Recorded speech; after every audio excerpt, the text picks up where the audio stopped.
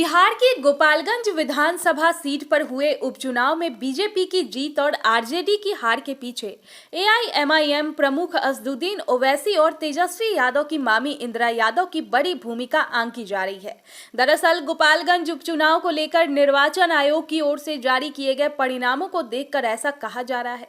इस सीट पर ओवैसी की पार्टी के उम्मीदवार अब्दुल सलाम और आरजेडी प्रमुख लालू यादव के साले साधु यादव की पत्नी इंदिरा यादव को जो वोट मिले हैं वे बीजेपी प्रत्याशी के जीत के अंतर से बहुत ज्यादा है।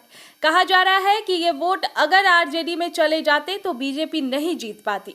गोपालगंज उपचुनाव में बीजेपी उम्मीदवार कुसुम देवी को 70,053 वोट मिले, वहीं आरजेडी उम्मीदवार राजेंद्र मोहन गुप्ता के खाते में 68,259 वोट आए।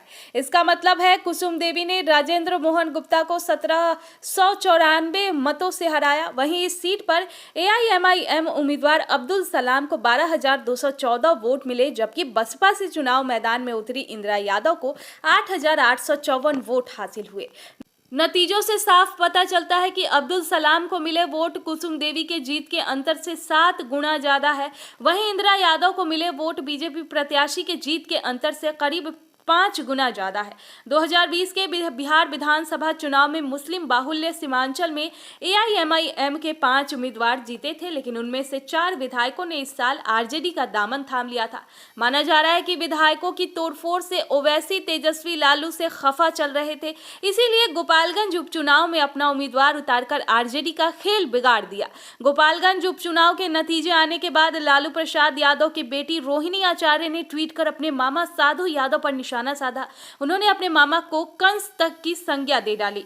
रोहिणी आचार्य ने ट्वीट में लिखा, इस बार तो कंस मामा श्री कृष्ण के प्रकोप से बच गए, अगली बार मिट्टी में मिलना तय है। गोपालगंज की जनता का यही संदेश है। गोपालगंज उपचुनाव में बीजेपी को जीत तो मिली है, तो मोकामा में पार्टी आरजेडी से हार गई।